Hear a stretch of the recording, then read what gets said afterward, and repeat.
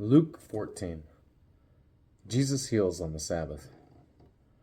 One Sabbath day, Jesus went to eat dinner in the home of a leader of the Pharisees, and the people were watching him closely.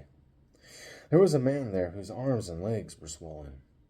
Jesus asked the Pharisees and experts in religious law, "Is it permitted in the law to heal people on the Sabbath day or not?" When they refused to answer, Jesus touched the sick man and healed him and sent him away. Then he turned to them and said, "Which of you doesn't work on the Sabbath? If your son or your cow falls into a pit, don't you rush to get him out?" Again, they could not answer. Jesus teaches about humility. When Jesus noticed that all who had come to the dinner were trying to sit in the seats of honor near the head of the table, he gave them this advice. When you are invited to a wedding feast, don't sit in the seat of honor. What if someone who is more distinguished than you has also been invited? The host will come and say, "Give this person your seat." Then you will be embarrassed, and you will have to take whatever seat is left at the foot of the table. Instead, take the lowest place at the foot of the table. Then, when your host sees you, he will come and say, "Friend, we have a better place for you." Then you will be honored in front of all the other guests. For those who exalt themselves will be humbled, and those who humble themselves will be exalted. Then he turned to his host. "When you put on a luncheon or a banquet," he said, don't invite your friends, brothers, relatives, and rich neighbors, for they will invite you back, and that will be your only reward. Instead, invite the poor, the crippled, the lame, and the blind. Then, at the resurrection of the righteous, God will reward you for inviting those who could not repay you. Parable of the Great Feast. Hearing this, a man sitting at the table with Jesus exclaimed, "What a blessing it will be to attend a banquet in the kingdom of God." Jesus replied with this story. A man prepared a great feast and sent out many invitations.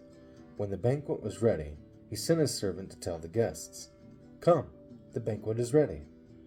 But they all began making excuses. One said, "I have just bought a field and must inspect it. Please excuse me." Another said, "I have just bought 5 pairs of oxen, and I want to try them out. Please excuse me."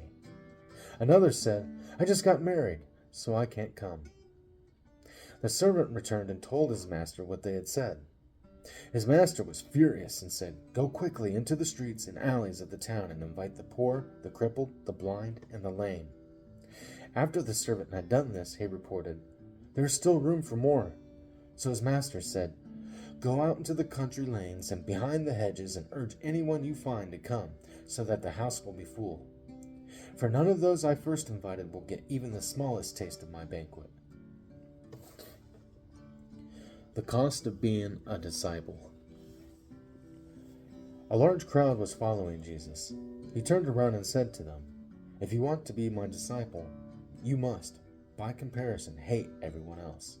Your father and mother, wife and children, brothers and sisters, yes, even your own life. Otherwise, you cannot be my disciple. And if you do not carry your own cross and follow me, you cannot be my disciple. But don't begin until you count the cost. For who would begin construction of a building without first calculating the cost to see if there is enough money to finish it? Otherwise, you might complete only the foundation before running out of money, and then everyone would laugh at you.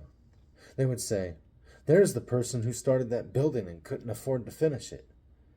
Or what king would go to war against another king without first sitting down with his counselors to discuss whether his army of 10,000 could defeat the 20,000 soldiers marching against him?